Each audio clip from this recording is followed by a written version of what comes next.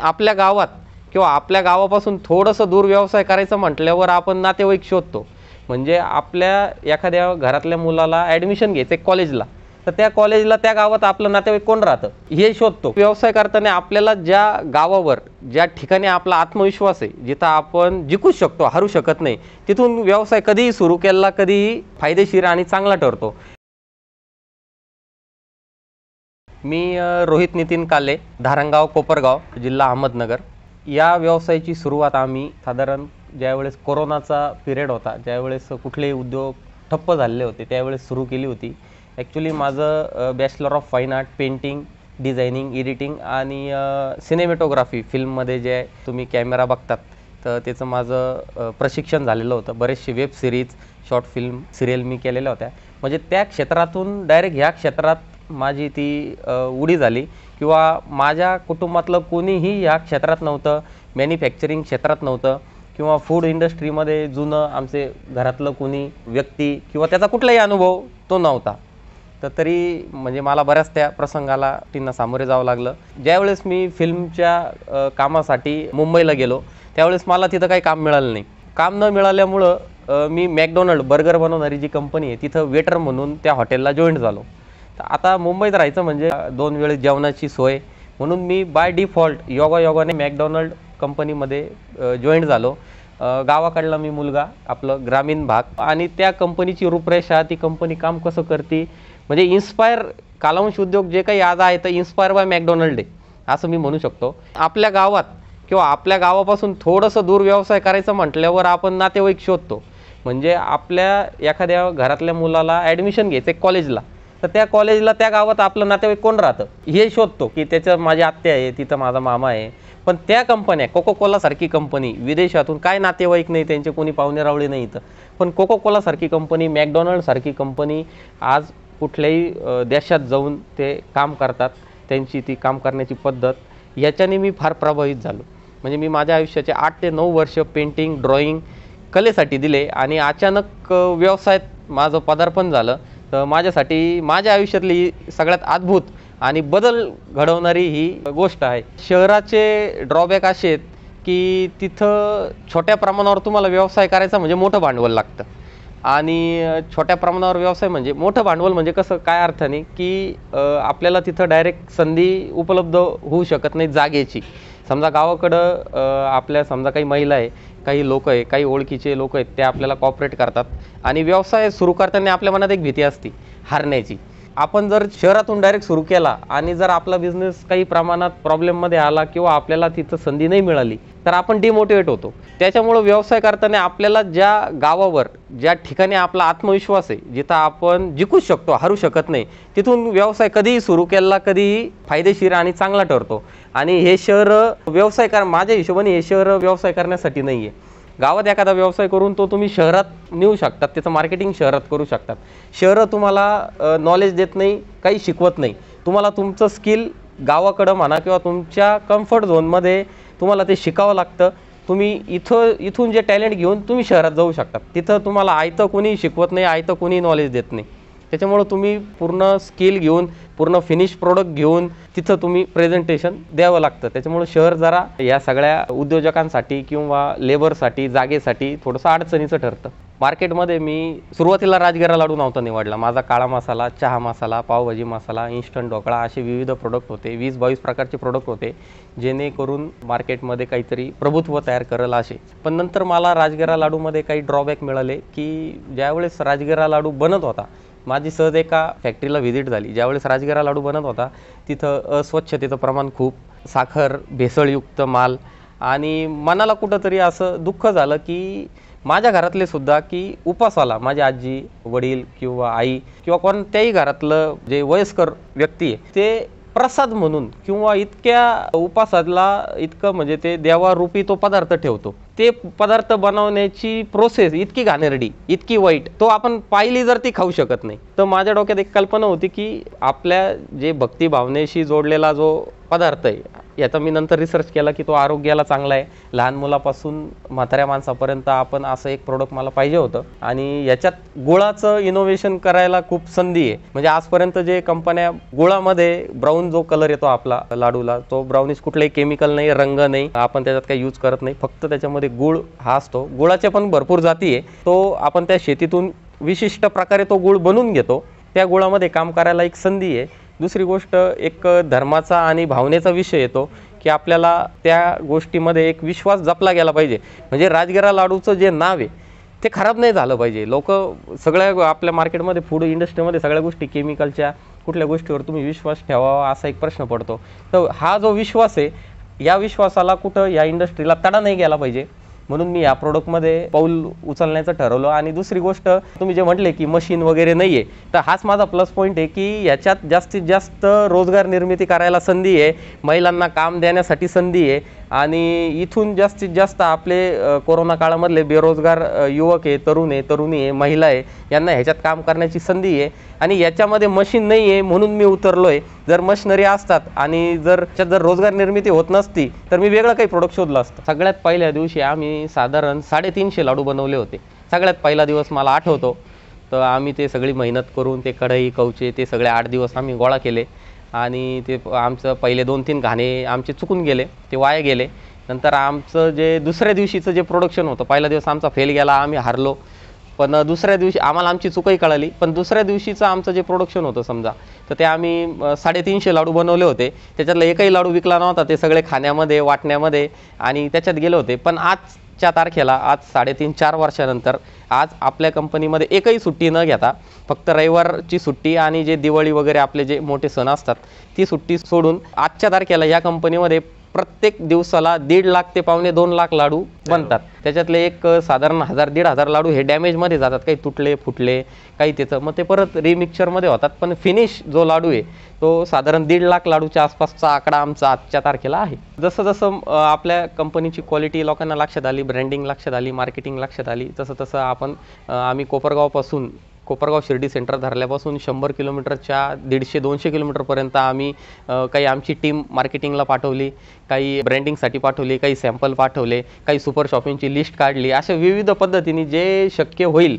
Mobile marketing, WhatsApp marketing, promotion, स्वतः आम्ही मार्केटमध्ये गाड्या घेऊन जिथं जिथं आम्हाला वाटलं, आम्ही सुरुवात अशी केली होती, काही ठिकाणी आमचा लाडू म्हणजे ते लोक म्हणजे हा लाडू लय काळा आहे, लय चॉकलेटी आहे, आम्हाला सफेद लाडू द्या, व्हाईट लाडू द्या. त्यावेळेस आमचा लाडू आम्हाला सिद्ध करण्यासाठी आम्ही असे काही ठिकाणी स्टॉल लावले. बाजारात आम्ही जाऊन डायरेक्ट रोडवर, रस्त्यावर आम्ही ते ग्राहकांपर्यंत आम्ही तो लाडू विकलेला आहे. माझं वय आता सध्या चालू 27 आहे. मी माझ्या वयाच्या 22व्या वर्षी माझं शिक्षण, डिग्री, मास्टर पूर्ण करून टाकलं होतं. वयाच्या 24व्या वर्षी मी माझा 1.5 एकराचा जो शेतीचा प्लॉट आहे तो विकत घेतला होता आपल्या व्यवसायासाठी. त्याच 1 वर्षाआधी मी बिझनेसची सुरुवात केली. आणि मला युवा उद्योजकांना, तरुणांना आणि जे नोकरीला आहेत, जॉबला आहेत किंवा माझ्या वयात आहेत, त्यांना मला म्हणजे मनापासून एक मित्र म्हणून, एक भाऊ म्हणून किंवा या देशाचा एक नागरिक म्हणून, युवा म्हणून मला सांगावं वाटतं, बऱ्याच तरुणांचा आहे ना हा मानसिकतेचा प्रॉब्लेम आहे. की आता समजा तुम्ही माझं जरी उदाहरण घेतलं ना, याच्या मागे याचे वडील उभे होते, मग याला सपोर्ट मिळाला, मग याला पाहुण्या रावळ्यांनी पैसे दिले असतील किंवा याला मित्रांनी मदत केली किंवा याच्या रक्तातच बिझनेस आहे, हे सगळं थोटांड उत्तर आहे. याच्यानी माणूस काय करतो, स्वतःला झाकून घेतो. की समोरचा समजा आता अंबानी आहे, अंबानीचं उदाहरण निघतं सगळ्या ठिकाणी, आपण फार छोटे आहे त्याचं नाव घेणार आहे, पण मग त्याच्या वडिलांनी खूप मोठं एम्पायर केलं, मग त्यांनी चुकीच्याच मार्गाने व्यवसाय केला आणि सरकारच त्यांच्या मागं होतं. आता अदानीने एवढा मोठा बिझनेस केला. सगळे उत्तरं भांगार क्वालिटीचे, हे एकदम म्हणजे हे थोटांडे. सामान्य व्यक्तीने, सामान्य माझ्यासारख्या युवाने स्वतःची हिंमत, जिद्द आणि तुम्हाला हे बघा 1000 लोक सांगणार आहे की हे होणार नाही, हे होत नाही. आणि हा जो वयाचा किंवा कमी वेळेचा विषय ना, हा मानसिकतेचा आहे. हीच कंपनी उभी करण्यासाठी, मी आजही सांगतो, हीच कंपनी उभी करण्यासाठी एखाद्याला 55 ते 60 वर्ष लागली असती किंवा 70 वर्षाचा माणूस झाला. पण हा खेळ मानसिकतेचा आहे. मला जे काम 1 वर्षात करायचं आहे ते मी 1 महिन्यातच सुरू करतो. 1च महिन्यात झालं पाहिजे. मी स्वतःला टार्गेट देऊन टाकतो. आज मी माझ्या इंजिनियरनी या बिल्डिंगचं मला सांगितलं होतं की या बिल्डिंगला 1.5 वर्ष लागेल. म्हटलं मला 3 महिन्यात जर ही बिल्डिंग होत असली तर तू हे काम घे. हिने 3 महिन्यात नाही पण 6 महिन्यात पूर्ण केलं. जे काम तो स्वतः तोंडाने म्हणत होता 1.5 वर्ष लागतं, तेच काम मी त्यांनी त्याच्याच मानसिकता त्याची चेंज करून त्यांनी 6 महिन्यात केलं. आणि आपल्या पोरांचं काय राहतं की 24 वर्ष आपण अजून रिलॅक्स आहे, अजून आपल्याला टाईम आहे, 10वी होईल 12वी होईल. मी ते 10वी 12वीची वाट नाही बघत बसलो. मी 12वीत जरी होतो तरी मी FY-BCOMचा अभ्यास पुढं काय आहे तो करून ठेवला होता. आणि आपल्या पोरांना एक खूप म्हणजे चुकीची सवय लागलेली, ते डिग्री घेऊन फिरायची, ते सर्टिफिकेट. काय तुमचं डिग्री सर्टिफिकेट? माझे काही मित्र आजच्या तारखेला IBM कंपनीसारख्या मोठ्या कंपनीत आहे, त्याच्याशी माझं ज्यावेळेस बोलणं होतं त्यावेळेस तो म्हणतो काय तिथं डिग्री घेत नाही, कागद घेत नाही, काही नाही, तुम्ही डायरेक्ट काय बोलता. ते डायरेक्ट आम्हाला टास्क देतात, हे भाऊ तुझ्यात काय स्किल आहे, काय नॉलेज आहे ते दाखव. आपले पोरं ते कागदन डिग्र्यान ते सरकारी डॉक्युमेंट घेऊन हिंडत बसतात. त्याच्यामुळं बाकीचे तरुण आणि माझ्या वयामध्ये हाच फरक आहे. मी ह्या गोष्टी कधी मी सरकारच्या योजनाच्या मागं पाठीमागं पडलो नाही. कोणी मला योजना देईल, माझं वय होईल, काही नाही. फक्त इथून निघायचं, पळायचं आणि काम करायचं. घरच्यांना जी भीती असते ना, आपल्या पालकांचं एक खूप मोठा प्रॉब्लेम पण आहे. आणि त्या प्रॉब्लेम मागं त्यांचा हेतू चांगला आहे. म्हणजे त्यांना असं वाटतं की आपला मुलगा कुठं फसू नये, त्यांना ती भीती असते. हीच भीती त्या मुलाला मागं टाकू शकते. म्हणजे माझ्या बाबतीतही असं होतं की त्यांना भीती होती की हा मोठ्या शहरात गेला, कुठं वाईट मार्गाला जाऊ नये, वाईट वळणाला जाऊ नये, किंवा याला कोणी फसवू नये, याच्यासोबत काही वाईट होऊ नये, किंवा मी प्लॉट घेतला समजा, मला कोणी फसवू नये, किंवा माझ्यावर कोणी दमदाटी करू नये, दुसऱ्या शहरात जायचं किंवा दुसऱ्या गावात व्यवसाय करायचा, कोणी याच्यावर प्रेशराईज करू नये. ही भीती चांगली असती, पण हीच भीती पालकांची हीच भीती आपल्या पोरांना मागं वळते. मी बऱ्याच पोरांशी संपर्क साधतो ना, नाही राव माझे पप्पा नाही मानते हे करायला, नाही राव माझी मम्मी नाही म्हणते. म्हणजे मलाही नाहीच म्हणत होते, मलाही नाहीच म्हणतात, पण आपल्या पोरांचं काय होऊन जातं की नाही राव तुला सपोर्ट केला घरच्यांनी म्हणून तू मोठा झाला, तुझ्या मागं घरचे होते, तुमच्या जातीमध्ये तुम्हाला हात देऊन वर करतात, आमच्या जातीमध्ये पाय वाढतात. हे सगळं बोली बच्चन आहे, हे सगळं थोटांडे. जे काही आहे तुम्ही जे काही करायचं आहे हे तुम्हालाच करायचं आहे.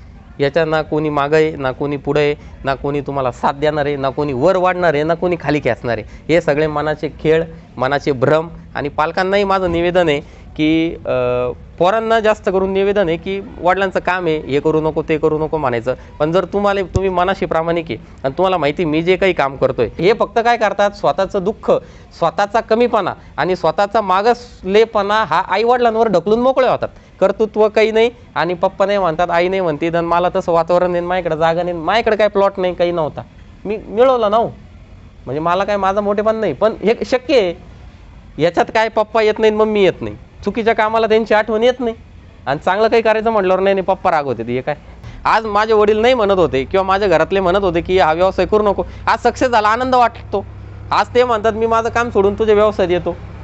पण तुम्हाला सिद्ध करावं लागणार, आधी तुम्हाला सांगावं लागणार, तुम्हाला ते जाणून द्यावं लागणार की बुवा आपल्या मुलाने केलं आहे, आणि हे तुम्हाला झगडावं लागणार त्याच्यासाठी की बुवा हे सक्सेस होतं आणि हे होऊ शकतं. आज माझी कंपनी समजा कोलमडली, बंदही झाली, तरी मला सुखदुःख नाही, कारण मी शून्यातून तयार झालो आणि आधी काही नव्हतंच. त्याच्यामुळं गमवण्याची भीती नाही. विद्यार्थ्यांना मोटिवेट करणं, वागणं, बोलणं. आणि मला 15 ऑगस्ट माझ्यासाठी खूप अभिमानाची गोष्ट आहे की मला शाळावाले 15 ऑगस्ट 26 जानेवारीच्या दिवशी माझ्या हाताने झेंडावंदन करतात. मी तो मान शिक्षकांकडे सोपून देतो, पण तरी त्यांचा आग्रह असतो की बुवा तुम्ही 26 जानेवारी 15 ऑगस्टला या. त्या दिवशी आमच्याकडनं वह्या वाटप, पेन्सिल, पुस्तक वाटप होतं. त्यावेळेस मी विद्यार्थ्यांना तेच सांगतो की तुम्ही आपल्या पालकांचा आदर ठेवा, शिक्षकांचा आदर ठेवा, आपली शाळा स्वच्छ ठेवा, आपले कपडे स्वच्छ ठेवा. अशा त्यांना ज्या बेसिक गोष्टींची गरज आहे. आजकाल काय होतं, ते फास्ट फूडमुळं पोरं काय करतात, जेवायला भाजी भाकरी दिली का ताट फेकून देतात. तर त्यांना या बेसिक गोष्टीची पण गरज आहे की आपला टावेल आपण वाळत घातला पाहिजे, आपली चड्डी आपण धुवून वाळत घातली पाहिजे, व्यवसाय कसा करावा, व्यवसाय कसा निवडावा, लोगो कसे असले पाहिजे, त्याचं डिझाईन कसं असलं पाहिजे, आणि डिसिजन कसे फास्ट घ्यायचे व्यवसायात. एकदम पगडपणा, टाईमपास, एखादा प्रॉब्लेम जर आला तो लगेच सॉल्व्ह झाला पाहिजे. आपण ज्यावेळेस व्यवसाय करतो आपलं एक समाजाला काहीतरी देणं लागतं. त्या हिशोबाने मला आवड आहे प्रत्येक ठिकाणी झाडं लावणे, लहान पोरांना शालेय वह्या, पुस्तक वाटप, दप्तर वाटप, त्यांना स्कूल बॅग वाटप, थोडंफार त्यांना संस्कार शिबिर घडवणे. असे सामाजिक उपक्रम बरेच गावात, महिलांनासुद्धा काही साड्यांचं वाटप, किंवा काही अपंग आश्रम असतात त्यांना लाडू वाटप, त्यांना डोनेशन, ह्या ॲक्टिव्हिटी चालतात. तरुणांचा सगळ्यात जो ड्रॉबॅक आहे तो सगळे लोक सांगतातच तोच आहे, मोबाईल हा खूप मोठा प्रॉब्लेम आहे. ज्याला व्यवसाय करायचा ना, आजही मी ना व्हॉट्सअप बघतो, फेसबुक बघतो, इंस्टाग्राम बघतो. त्याच्यासाठी माझी ऑपरेटिंग सिस्टीम आहे, पूर्ण टीम आहे, ती काम करते. मी ना कधी ते व्हॉट्सअप बघतो, ना ते मेल चेक करतो काही. तुम्ही पाणीपुरीची गाडी टाका, वडापावचा स्टॉल टाका, ढोकळे विका, नाही तुम्हाला नाही तुमचं डोकं चालत नाही, तुम्हाला डेअरिंग करायची तर एखाद्या चांगल्या कंपनीमध्ये जॉईंट व्हा, एखादा चांगला माणूस काम करतोय त्याला तुम्ही सोबत व्हा. बरेचसे उद्योग आहे करण्यासारखे. तुम्ही फार तळागाळात जाऊ शकतात, काहीही करू शकतात, पाणीपुरी विकू शकतात. पासून पाणीपुरीवाला सुद्धा आज तुम्हाला सांगतो 1000 रुपये 1500 रुपये रोज कमवतो. काहीच नाही, 20 रुपयाची पाणीपुरी आहे, त्याची कॉस्टिंग मी एक दिवस काढली होती. 2, 2.5, 3 रुपयामध्ये त्या पूर्ण पुऱ्या बनतात. पाणी फुकट आहे. 5-6 रुपये लागतात पुऱ्या बनवायला, पाणीपुरी बनवायला 15 रुपयाचं मार्जिन आहे. पण काय होतं, आपल्या पोरांना ती लाज लय वाटते, त्यांना लाज वाटते. मग मी कसं विकून, मला लोक काय म्हणतील, जनता काय म्हणन, त्या गोष्टी काही कामाच्या नाही. मी स्वतः केटरिंगच्या व्यवसायात म्हणजे मी वेटर म्हणून हॉटेलमध्ये काम केलं आहे. मी स्वतः त्या खुर्च्या उचललेल्या आहे. आजही आमच्या कंपनीमध्ये जर मला टॉयलेट खराब दिसलं तर मी स्वतः साफ करतो, मी स्वतः झाडू आतमध्ये हातात घेतो, पॅकिंगला बसतो.